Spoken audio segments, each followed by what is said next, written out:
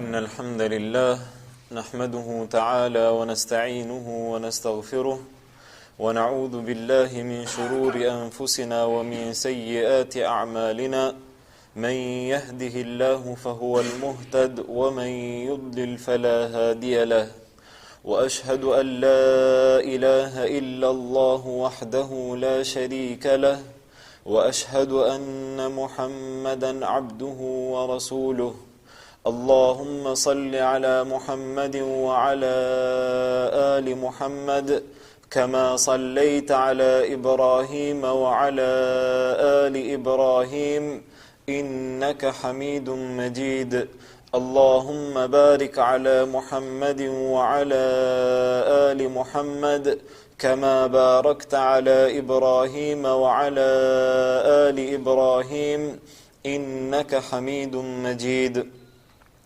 أما بعد فإن أصدق الحديث كتاب الله وخير الهدي هدي محمد صلى الله عليه وسلم وشر الأمور محدثاتها وكل محدثة بدعة وكل بدعة ضلالة وكل ضلالة في النار. Vëllezër të dashur, pejgamberi sallallahu alaihi wasallam kalonte një jetë vështirë në Mekka, ku kalonte tortur pas torture edhe sprov pas sprove, derisa pejgamberi sallallahu alaihi wasallam e humbi edhe dashurën e tij, e humbi edhe bashortën e tij, Khadijën radhiyallahu anha, e cila ishte e para e cila e kishte përkrah pejgamberin sallallahu alaihi wasallam në thirrjen e tij. Gjithashtu pejgamberi sallallahu alaihi wasallam e humbi edhe Abu Talibin, i cili ishte mbrojtësi më i madh në Mekka ndaj mushrikëve të Mekkës për pejgamberin sallallahu alaihi wasallam.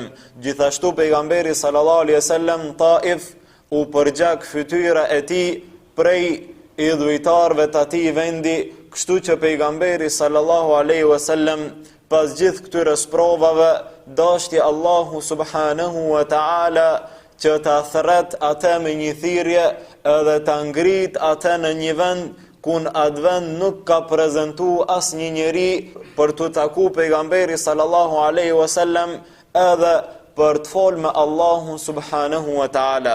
Pejgamberi sallallahu alaihi wasallam e bën një udhtim, e që ky udhtim është udhtim i veçantë për pejgamberin sallallahu alaihi wasallam, e që këtë udhtim nuk e ka pas dikush tjetër prej njerëzve.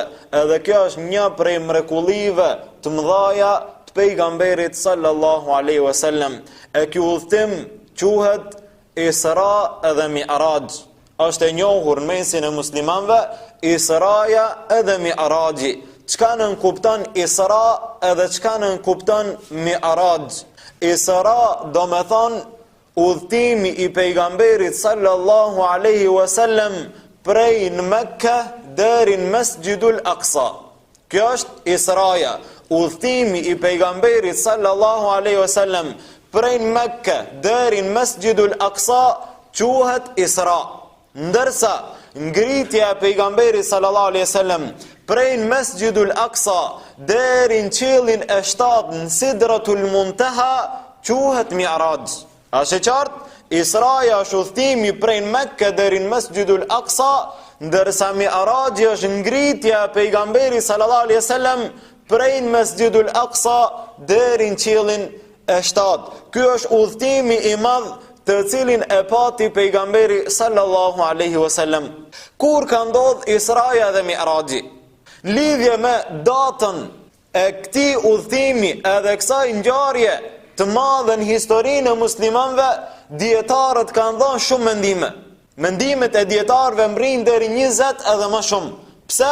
Se në atë kohë nuk kanë qenë dëdhanat me data edhe me kohë caktume, po në bazë ndonjë ngjarje ashtu edhe e kanë emërtu atë vit, sikur kemi përmend më herët viti i elefantit, apo viti i ndonjë ngjarje historike që ka ndodhur në mesin e një populli, edhe kështu i kanë emërtu vitet edhe datat, për atë edhe nuk ka ndonjë datë caktuar sigurt, saktësisht se kur pejgamberi sallallahu alaihi wasallam e ka bë Isran dhe Mi'rajin. Disa kanë thonë 1 vit para hijretit, disa kanë thonë 2 vite e disa 3 vite, disa kanë thonë 6 muaj, disa kanë thonë më shumë edhe më pak. Mendimet shumë të mesin e dietarëve e që nuk ka diçka të sigurt se kur saktësisht pejgamberi sallallahu alaihi wasallam e ka bë Isran edhe Mi'rajin. Ajo që është e njohur dhe është e sigurt është se pejgamberi sallallahu alaihi wasallam këtë udhtim e ka bë para hijretit. Kur saktësisht Allahu a'lam. Pejgamberi sallallahu alaihi wasallam para se të fillon këtë udhtim të madh, duke qenë në shtëpinë e tij, prej aty mori rrugën për në Kabe.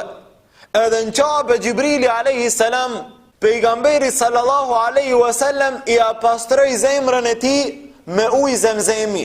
Edhe mbushi atë, siç ka në hadithet vërteta, me iman edhe urtësi, se kjo zemër ka me pas një udhtim të madh edhe ka me taku disa çështje të çuditshme që nuk i ka pa më herët. Për këtë udhtim u përgatit pejgamberi sallallahu alaihi wasallam edhe u pastru zemra e tij, u nda gjoksi i tij edhe u pastru zemra e tij. Sa herë është nda gjoksi pejgamberi sallallahu alaihi wasallam edhe është pastru zemra e tij? Një herë është pastru zemra e tij duke qenë ai fëmijë, edhe është pastru prej ngacmimeve të shejtanit, edhe kjo është hera e dytë që pastrohet zemra e pejgamberit sallallahu alaihi wasallam. Do me thonë është pastru 2 herë. E disa dietar kanë thonë që është pastru zemra e pejgamberit sallallahu alaihi wasallam 3 herë. 2 raste që i përmendëm, edhe 1 herë në momentin e parë që i ka zbrit wahi pejgamberit sallallahu alaihi wasallam. E pastaj pejgamberi sallallahu alaihi wasallam prej në Kabe bashkë me Gjibrilin alaihi salam, duke hyp në një kafsh e cila quhet Burak, marrin rrugën për në Mesjidul Aqsa. Kjo kafsh e ka emrin Burak, edhe këtë e ka përshkru pejgamberi sallallahu alaihi wasallam duke thënë se Buraku është një kafsh e bardhë, e cila është më e madhe se gomari edhe më e vogël se mushka. Ky është Buraku, një kafsh e bardhë. Udhëtimi i kësaj kafshe është një hap aq sa përfundon shikimi i tij. Ku përfundon shikimi aq është vetëm një hap. Kjo është shpejtësia e kësaj kafshe me cilën ka udhëtu pejgamberi sallallahu alaihi wasallam prej në Kabe deri në Mesjidul Aqsa. Kështu pejgamberi sallallahu alaihi wasallam e kaloi këtë udhëtim të shpejt prej në Kabe deri në Mesjidul Aqsa për një kohë shumë të shkurtë me këtë kafsh e cila ishte shumë e shpejt. E kur arriti pejgamberi sallallahu alaihi wasallam në Mesjidul Aqsa, aty në një vend e lidhi këtë kafsh e cila quhet Burak. E pastaj dietarët janë ndonë 2 mendime. Nëse pejgamberi sallallahu alaihi wasallam e ka fal namazin bashkë me pejgamber tjerë të Allahut subhanahu wa taala para se të ngritet në qiell apo pasi është zbrit prej qielli.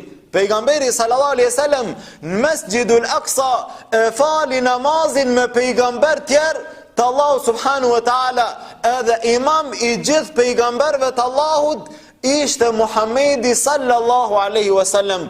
Kur ndodhi kjo?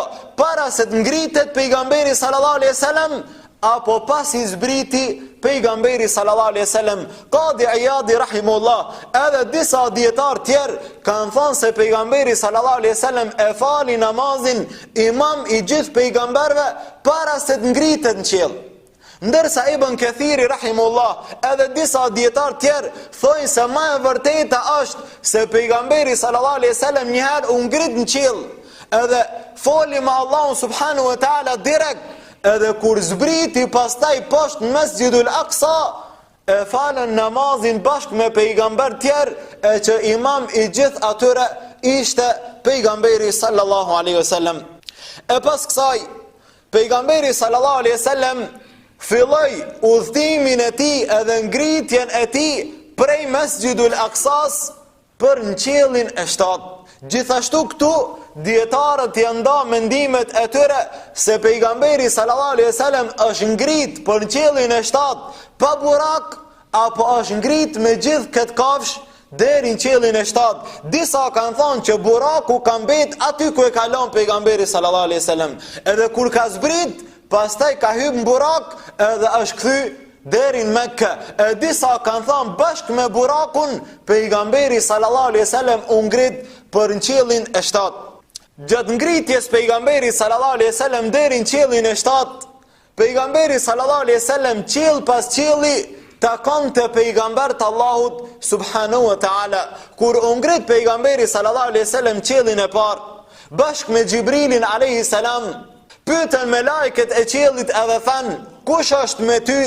Xhibrili alaihi salam tha, me mua është Muhamedi sallallahu alaihi wasallam.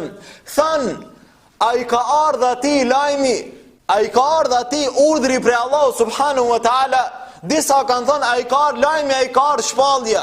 Jo, kanë thënë djetartë, jo a i ka ardhë shpallja, se me lajket e kanë ditë që është pejgamberi Allahut. Po a i ka ardhë lajmi, a i ka ardhë urdhri pre Allah subhanahu wa ta'ala për të ngrit deri në qiellin e 7. Xhibrili alayhi salam tha po, pastaj u hapën dyert e qiellit edhe u ngrit pejgamberi sallallahu alaihi wasallam qiellin e parë, ku e takoi babën e gjithë njerëzimit, Ademin alayhi salam, i cili i tha, mirë se vjen o pejgamber i mirë edhe biri i mirë, mirë se vjen. Pastaj gjithashtu pejgamberi sallallahu alaihi wasallam i aktheu përshëndetjen Ademit alayhi salam. Pastaj kalon qiellin e dytë, gjithashtu me lajket bën pyetjet e njëjta. Pejgamberi sallallahu alaihi wasallam i takojnë qiellin e dytë dy pejgamber të Allahut, edhe ata janë Yahya alayhi salam edhe Isa alayhi salam. I takoi pejgamberi sallallahu alaihi wasallam këta dy pejgamber, edhe ata e përshëndetën pejgamberin sallallahu alaihi wasallam, edhe pejgamberi sallallahu alaihi wasallam i përshëndeti këta dy pejgamber, këta dy djem tezës, Yahya edhe Isa alayhi salam ishin me zveti djem teze. Pejgamberi sallallahu alaihi wasallam i përshëndeti të dy, pastaj u ngrit në qiellin e tretë. Në qiellin e tretë e takoi pejgamberi sallallahu alaihi wasallam Jusufin alaihi salam, të cilin gjithashtu e përshëndeti edhe ja ktheu përshëndetjen. Pastaj kaloi në qiellin e katërt, ku e takoi Idrisin alaihi salam, edhe mori edhe i dha përshëndetje ati. Pastaj u ngrit në qiellin e pestë, edhe e takoi Harunin alayhi salam. Pastaj u ngrit në qiellin e gjashtë, e takoi Musain alayhi salam, edhe u ngrit pejgamberi sallallahu alaihi wasallam në qiellin e 7, edhe e takoi babën e pejgamberve Ibrahimin alayhi salam, e përshëndeti atë, gjithashtu Ibrahimi alayhi salam e përshëndeti pejgamberin sallallahu alaihi wasallam. Pejgamberi sallallahu alaihi wasallam në qiellin e 7 e pa edhe Beitul Ma'murin, të cilin e kemi përmend më herët, që është si kur qabja që është në tokë për muslimant, është Beitul Ma'muri për me lajket në qiell, ku edhe ato i bajnë tawaf këti vendi, edhe si që ka thonë pejgamberi sallallahu alaihi wasallam, për çdo ditë në Beitul Ma'mur hyn nga 70.000 melek që nuk kthehen më prej aty. Për çdo ditë hyn 70.000 melek në Beitul Ma'mur, edhe më ata nuk kthehen edhe njëherë prej atij vendi. Edhe kjo tregon numrin e madh të melekëve të Allahut subhanahu wa taala. Pas kësaj pejgamberi sallallahu alaihi wasallam ngritet për Sidratul Muntaha. Sidratul Muntaha është një pemë në të cilën u ngrit pejgamberi sallallahu alaihi wasallam, që mbi këtë çka ndodhi pastaj nuk ka ndonjë argument sigurt se pejgamberi sallallahu alaihi wasallam është ngrit edhe mbi këtë vend. Fjalët të cilat thuhen se pejgamberi sallallahu alaihi wasallam u ngrit mbi arsh, pejgamberi sallallahu alaihi wasallam u ul mbi arsh, fjalë të këtilla nuk kanë bazë në sunetin e pejgamberit sallallahu alaihi wasallam. Pastaj gjithashtu është e njohur në mesin e muslimanëve, gjithashtu është përmend edhe prej hoxhallarëve një transmetim ku thuhet se pejgamberi sallallahu alaihi wasallam kur u ngrit deri në këtë vend të lartë, u përshëndet me Allahun subhanahu wa taala, edhe Allahu subhanahu wa taala e përshëndeti pejgamberin sallallahu alaihi wasallam. Si ishte kjo përshëndetje? Thuhet se pejgamberi sallallahu alaihi wasallam tha, At-tahiyatu lillahi, përshëndetjet i takojnë Allahu subhanahu wa ta'ala. E Allahu subhanahu wa ta'ala tha: "Was-salawatu was-salamu alayka ayyuhan nabi wa rahmatullahi wa barakatuh." Kështu Allahu subhanahu wa ta'ala i ja kthen përshëndetjen pejgamberi sallallahu alaihi wasallam, e pastaj Gjibrili edhe bashk me gjithë me lajket tjerë thanë: "Wassalamu alejna wa ala ibadillahi salihin, ashhadu an la ilaha illa Allah wa anna Muhammadan Rasulullah." Ky transmetim është i njohur, edhe është përmend në për xhami, në për minber dhe të xhallarëve. Ky transmetim nuk ka bazë në sunetin e pejgamberit sallallahu alaihi wasallam. Ky transmetim nuk është i vërtetë. Ani se e keni dëgju edhe prej hoxhallarëve, ani se e përmendin edhe hoxhallarët, nuk ka bazë ky transmetim. Po at-tahiyatu lillahi wa salawatu wa tayyibat deri në fund që ne e lexojmë në çdo namaz, këtë pejgamberi sallallahu alaihi wasallam i mësoi Gjibrili alayhi salam. Thot pejgamberi sallallahu alaihi wasallam, këtë lutje më mësoi Gjibrili alayhi salam ashtu sikur më mëson te suret e Kuranit. Kështu ja mësoi Gjibrili alayhi salam, edhe kështu ne e pasojmë pejgamberin sallallahu alaihi wasallam, ndërsa kjo lutje nuk ka mbet prej mi'rajit pejgamberi sallallahu alaihi wasallam, edhe ky transmetim nuk ka bazë në sunetin e vërtet pejgamberit sallallahu alaihi wasallam. Gjithashtu pejgamberi sallallahu alaihi wasallam duke folë me Allahun subhanahu wa ta'ala, Allahu subhanahu wa ta'ala në këtë udhtim të madh edhe në këtë ngjarje të madhe të pejgamberit sallallahu alaihi wasallam i dha edhe një dhuratë të madhe për pejgamberin sallallahu alaihi wasallam, po edhe për gjithë umetin e tij. Allahu subhanahu wa ta'ala e nderoi pejgamberin sallallahu alaihi wasallam, e nderoi edhe gjithë këtë umet ti, duke e obligu ata me 5 kohë namaz dhe me 5 kohë që çdo musliman takohet edhe drejtohet ka kibleja e muslimanëve edhe ta fal namazin për Allahun subhanahu wa ta'ala. Allahu subhanahu wa ta'ala pejgamberit sallallahu alaihi wasallam në fillim i obligoi 50 namaze. E pastaj pejgamberi sallallahu alaihi wasallam duke zbrit prej qiellit 7 në qiellin e 6 e takoi Musain alayhi salam, e Musai alayhi salam tha: "Çka të obligoj Allahu për umetin tënd?" Tha sallallahu alaihi wasallam: "Mi bani obligim farz 50 namaze." Atëherë Musai alayhi salam tha: "Unë e kam provu këtë me popullin tim, populli yt s'ka me pas mundësi me e përballu këtë urdhër. Lutë Allahun subhanahu wa ta'ala që ta pakson numrin e këtij obligimi." Atëherë pejgamberi sallallahu alaihi wasallam e luti Allahun subhanahu wa ta'ala derisa Allahu subhanahu wa ta'ala i paksoi numrin prej 50 namaze deri në 5 namaze si obligim, ndërsa sa 50 shpërblimin e tyre. Kanë thënë dietarët, pse pejgamberit sallallahu alaihi wasallam nuk i tha Ibrahimi alayhi salam duke qenë qiellin e 7 me i thonë që shumë është kjo për umetin tënd, po i tha Musai alayhi salam. Kanë thënë dietarët se Musai alayhi salam këtë e kish provu me Beni Israil, ndërsa Ibrahimi alayhi salam nuk e kish provu këtë me popullin e tij, po Beni Israil ishin aq kokfort sa që Allahu subhanahu wa ta'ala kishte zbrit obligime më të rënda për Beni Israil, edhe Beni Israil nuk kishin pas mundësi me i çun vend shumë prej urdhrave të Allahu subhanahu wa ta'ala.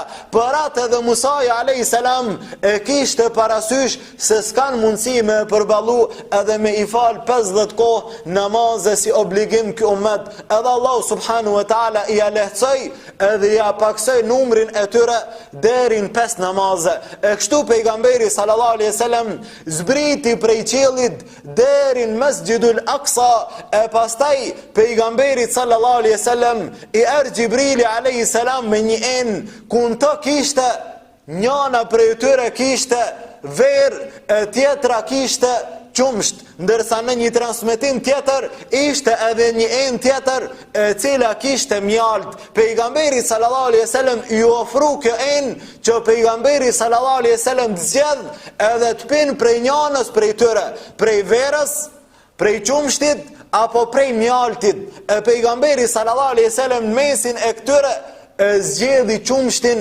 edhe piu pejgamberi sallallahu alaihi wasallam prej qumshtit e Gjibrili alaihi salam tha e ke zgjedh atë e cila është prej fitrës, e cila është prej natyrshmërisë njeriut, e cila është prej natyrshmërisë pastër, prej natyrshmërisë pastër është me zgjedh qumshtin e mos me zgjedh verën, edhe kështu zgjedhi pejgamberi sallallahu alaihi wasallam.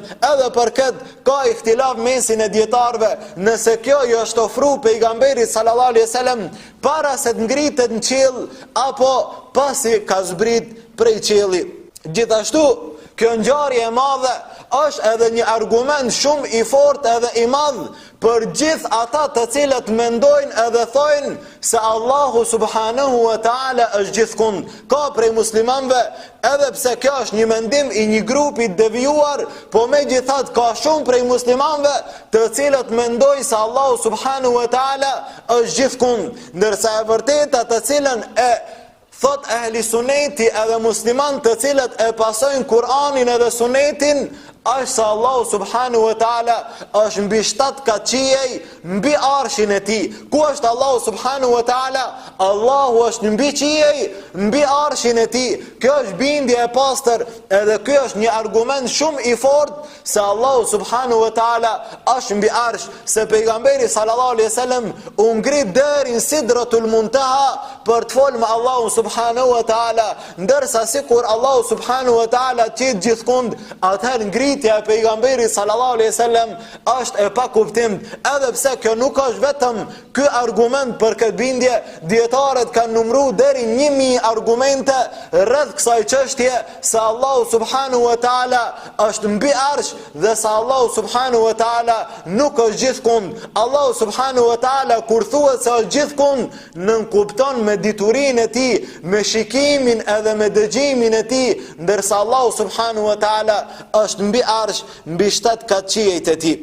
Kështu pejgamberi sallallahu alaihi wasallam u kthy në Mesjidul Aqsa, e pastaj gjithashtu me kafshën e tij e cila quhet Burak, u kthy pejgamberi sallallahu alaihi wasallam brenda asaj nate deri në Mekë, u kthy pejgamberi sallallahu alaihi wasallam deri në Kabe, e pastaj asaj dite ku pejgamberi sallallahu alaihi wasallam e kishte kry këtë udhim të madh, duke qëndru pejgamberi sallallahu alaihi wasallam pranë Kabes, edhe duke mendu se si kanë me e pranu njerëz të Mekkës lajmin e pejgamberit sallallahu alaihi wasallam, kaloi aty pranë tij Ebu Jahli, edhe duke u tall me pejgamberin sallallahu alaihi wasallam tha: mos ki ndonjë lajm prej mbram, mos ki ndonjë lajm me na dhon neve, se jemi mësuar me lajme prej teje. Atëherë pejgamberi sallallahu alaihi wasallam tha: po, e kam një lajm. Tha: cili është ai? Tha: e kam një lajm për të tregu ty se mbram kam udhtu prej në Mekë deri në Mesjidul Aqsa. Atëherë Abu Jahli u habit, tha: brenda një nate ke udhtu prej në Mekë deri në Mesjidul Aqsa? Tha sallallahu alaihi wasallam: po. Atëherë Abu Jahli tha: a ki mundësi këtë me thonë edhe para njerëzve tjerë të Mekës? Se kishte frikë se mos pejgamberi sallallahu alaihi wasallam po ndron fjalën edhe po thot që nuk kam thonë. Tha sallallahu alaihi wasallam: po. Atëherë Abu Jahli u ngrit edhe i thirri banorët e Mekkës edhe tha: ejani edhe dëgjoni çka thot Muhamedi sallallahu alaihi wasallam. Atëherë kur u mbledhën disa prej mushrikëve të Mekkës, në mesin e tyre edhe disa prej muslimanëve që ishin të luhatshëm në islamin e tyre, edhe bën pyetje çka ka ndodhur mbram me pejgamberin sallallahu alaihi wasallam. Pejgamberi sallallahu alaihi wasallam u akthejt njëjtën përgjigje dhe tha: mbram kam udhtu prej në Kabe deri në Mesjidul Aqsa. Ata thanë: ne e bëjmë këtë udhtim 1 muaj duke shku deri atje, edhe 1 muaj duke u kthy prej Mesjidul Aqsa, ndërsa ti e ke bë këtë udhtim brenda një nate. Kjo është e pamundshme, kjo është e pakapshme. Atëherë kundërshtun mushrikët e Mekkës edhe disa që e kishin pranuar islamin, po që nuk kishin bindje të fortë në pejgamberin sallallahu alaihi wasallam si pejgamber, edhe ata ja kthyn shpinën pejgamberit sallallahu alaihi wasallam, e që kështu u gëzun mushrik të Mekkës, edhe disa prej tyre vajtën edhe shkuan deri te Abu Bekri me gëzimin e tyre që t'i tregojnë Abu Bekrit se çka thot pejgamberi sallallahu alaihi wasallam, ndoshta edhe Abu Bekri ka me ja kthy shpinën kur dëgjon për këtë lajm të pejgamberit sallallahu alaihi wasallam. Po kur shkon te Abu Bekri radiallahu anhu, edhe i tregun se çka ka thënë pejgamberi sallallahu alaihi wasallam, Abu Bekri me bindjen edhe imanin e fortë ti tha, nëse ka thënë Muhamedi sallallahu alaihi wasallam, unë e besoj vërtetësinë e këtij lajmi, edhe nuk dyshojnë këtë, se unë i kam besu edhe për një çështje edhe më të madhe se kjo. Unë i kam besu se ati i vjen lajmi prej qielli, edhe kam besu se ati i zbret Gjibrili. Nuk dyshoj nëse e ka thonë ai këtë, edhe besoj bindshëm në këtë që e ka thonë pejgamberi sallallahu alaihi wasallam. E atëherë prej këtij momenti Abu Bekri radiallahu anhu e mori nofkën edhe titullin As-Siddiq, edhe u quajt Abu Bekr As-Siddiqu, Abu Bekri i cili ishte besnik edhe i cili nuk u lëkund në fjalët e pejgamberit sallallahu alaihi wasallam. Ndërsa pejgamberi sallallahu alaihi wasallam u pyet prej mushrikëve të Mekkës se si ishte Mesjidul Aqsaja. Tha, nëse ti ke udhtu deri në Mesjidul Aqsa, ti më herët nuk ke qenë Mesjidul Aqsa, edhe s'ki mundësi me ditë se si duket ajo. Than, a ki mundësi me na përshkru atë? Atëherë pejgamberi sallallahu alaihi wasallam thot, kisha mbajt mend Mesjidul Aqsan, po disa çështje të Mesjidul Aqsas nuk më kujtonin mirë, derisa Allahu subhanahu wa taala i amundsoi që duke qenë në Qabe me e pa mirë komplet Mesjidul Aqsan, edhe t'ja u përshkruan mushrikëve të Mekkës ashtu qartë si kur ishte e njëjtë Mesjidul Aqsaja. E disa prej mushrikëve që kishin qenë më herët edhe kishin kalu ka Mesjidul Aqsaja, thanë, e vërtet është kjo që e thot ky, vërtet e përshkruan Mesjidul Aqsan ashtu si kur është Mesjidul Aqsaja. E pastaj pejgamberi sallallahu alaihi wasallam i lajmëroi edhe për disa karvane deveve të cilat kishin kalu ka Mesjidul Aqsaja, edhe u numëroi karvanin e disa deveve që kishin kalu andej ka Mesjidul Aqsaja. E pastaj pas një kohë gjatë kur u kthye ai karvani i cili kishte kalu ka asaj rruge, kur u kthyn Mekke, pastaj e kupton fjalën e vërtet pejgamberit sallallahu alaihi wasallam në përshkrimin e karvanit që kishte kalu ka Mesjidul Aqsaja. E pastaj çka than? Sikur than më herët mushrik të Mekkës, që pejgamberi sallallahu alaihi wasallam ju kishte bë sihr me qarjen e hanës edhe me ndarjen e saj në dy pjesë. Njëjtë than edhe për përshkrimin e tij ndaj Mesjidul Aqsas, than nuk është kjo përveç se sihr, përveç se magji e Muhamedit sallallahu alaihi wasallam. Kështu pejgamberi sallallahu alaihi wasallam e përfundoi udhëtimin e tij të madh, i cili quhet Isra edhe Mi'raj. Edhe kjo është një udhëtim i madh i cili është regjistruar në historinë e muslimanëve.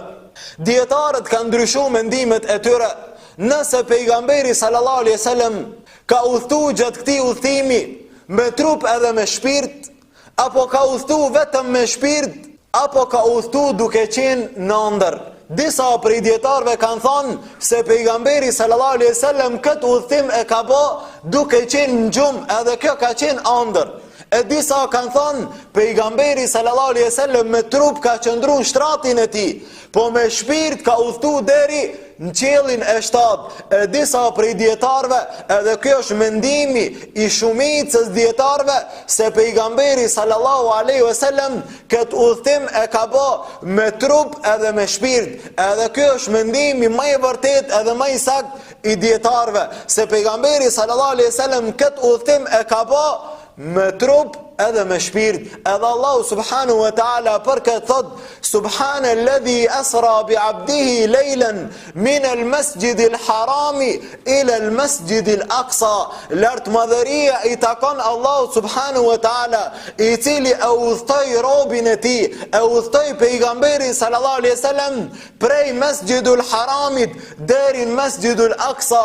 Kanë thënë dietarët se në këtë ajet është përmend abd, që don të thotë rob, edhe nuk vjen fjala rob përveç se për njeriu i cili ka trup edhe shpirt, edhe nën kupton se pejgamberi sallallahu alaihi wasallam këtë udhtim e ka bë me trup edhe me shpirt. Gjithashtu thot Sheikh Hafidh Al-Hakemi, thot si kur të kishte qenë udhtimi i pejgamberit sallallahu alaihi wasallam në ëndër, apo si kur të kishte qenë udhtimi i tij vetëm me shpirt, atëherë nuk kishte pas ndonjë kundërshtim prej mushrikëve të Mekkas për udhtimin e pejgamberit sallallahu alaihi wasallam. Gjithë do e kishin pranuar se ka mundësi në ëndër ti më udhtu prej Qabe deri në Masjidul Aqsa, edhe më udhtu deri në qiellin e 7, edhe këtë ka mundësi me e pa edhe dikush tjetër prej njerëzve. Shumë prej njerëzve shohin ëndra duke bë me mijëra kilometra, duke udhtu në përvende shumë të larta, edhe për këtë nuk ka ndonjë çudi.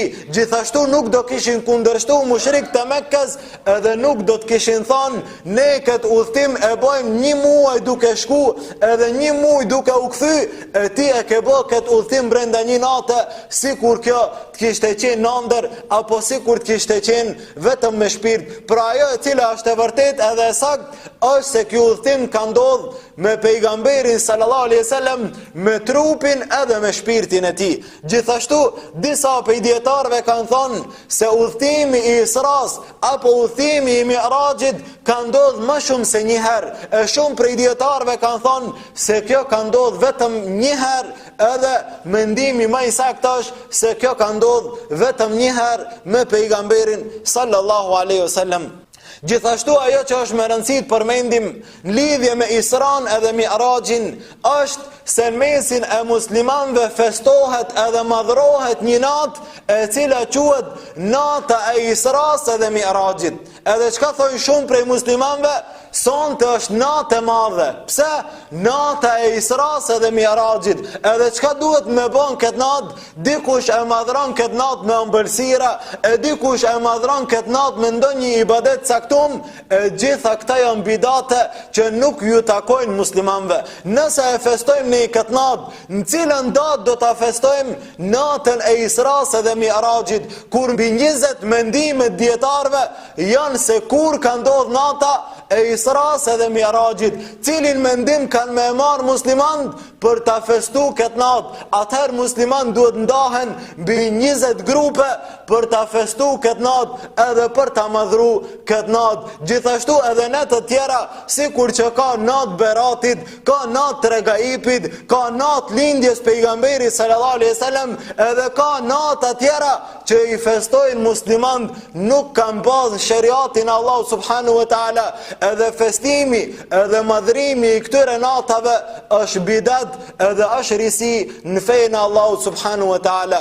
Edhe sikur të kishte pas nevojë, edhe sikur të kishte qenë mirë, festimi edhe madhrimi i kësaj nate do ta kishte madhru këtë spari pejgamberi sallallahu alaihi wasallam. Pejgamberi sallallahu alaihi wasallam pasi e bani këtë udhtim, e madhroi këtë natë, e veçoj këtë natë me ndonjë ibadet? Jo.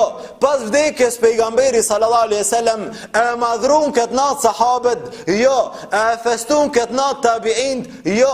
Po prej bidatxive edhe prej grupeve të devijuara filloi festimi edhe madhrimi i kësaj nate, e që kjo nuk i takon islamit edhe nuk ju takon muslimanëve. E pas kësaj filloi thirrja e pejgamberit sallallahu alaihi wasallam edhe ndaj fisëve tjera, e përqen kjo një fillim i përgatitjes për hijretin e pejgamberit sallallahu alaihi wasallam edhe për shpërnguljen e tij prej Mekka edhe Medinë. Si filloi kjo rrugë, si ndihmon Medinasit pejgamberin sallallahu alaihi wasallam për të shpërngul Medinë, si e përqafun ata islamin. Inshallah Allahu na takon ligjëratën e ardhshme.